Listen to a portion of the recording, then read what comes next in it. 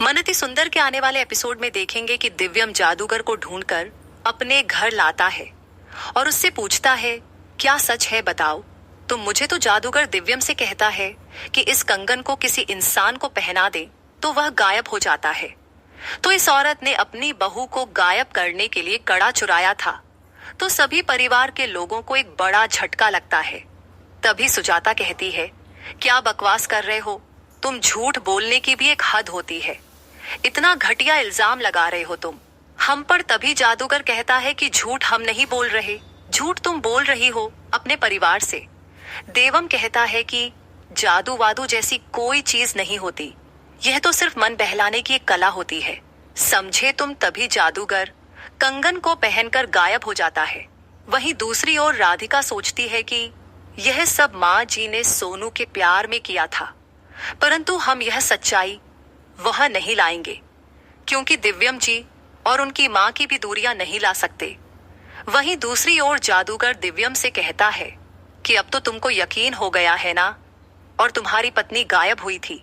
जादूगर बोलता है, राधिका को सब पता है, जो भी हमने किया वह सब हमारी मजबूरी थी। राधिका को सारा सच मालूम है। तभी दिव्यम राधिका की ओर देखता है और राधिका से दिव्यम कहता है कि तुमको सब कुछ पता था, तुम चुप क्यों खड़ी हो, मैं तुमसे कुछ पूछ रहा हूं, बोलो। तभी जादूगर कहता है दिव्यम से कि देखो, राधिका के हाथ के निशान सच्चाई बता रहे हैं। उसी कोड़े के निशान है जो हमने मारे थे।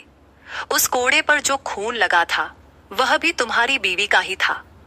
और यह सुनकर दिव्यम और उसके परिवार को एक झटका लगता है और तभी बंसल परिवार से जादूगर गायब हो जाता है। तभी सुजाता कहती है दिव्यम से कि मुन्ना वह बकवास कर रहा था और झूठ बोल रहा था। राधिका तो कुछ भी नहीं जानती, उसको तो कुछ नहीं पता, वह तो बकवास कर रहा था। तभी दिव्यम सुजाता से कहता है कि चुप हो जाओ आप। तभी दिव्यम राधिका से कहता है, राधिका मैं सिर्फ तुम्हारा सच सुनना चाहता हूँ। राधिका, मैंने कहा बोलो, और राधिका कुछ नहीं बोलती है।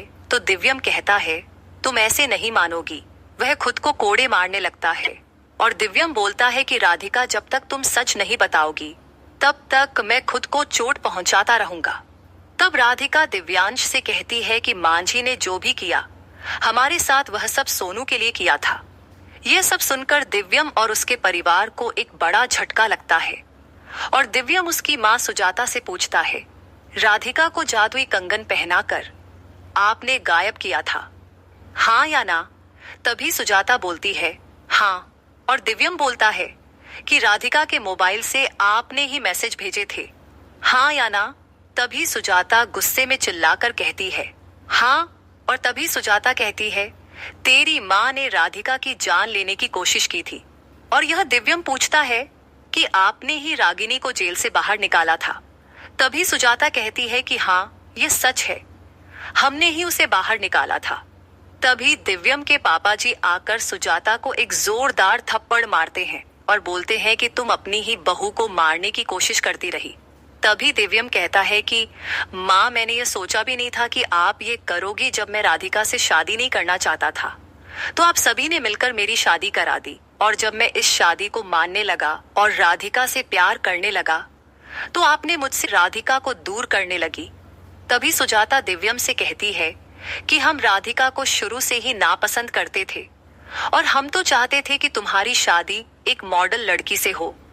तभी दिव्यम कहता है कि माँ, मैं आगे तो बढ़ चुका था अपनी शादी में और राधिका के साथ बहुत खुश था, तो आपको यह सब करने की क्या जरूरत थी। क्या सुजाता हो जाएगी घर से बेघर देखते हैं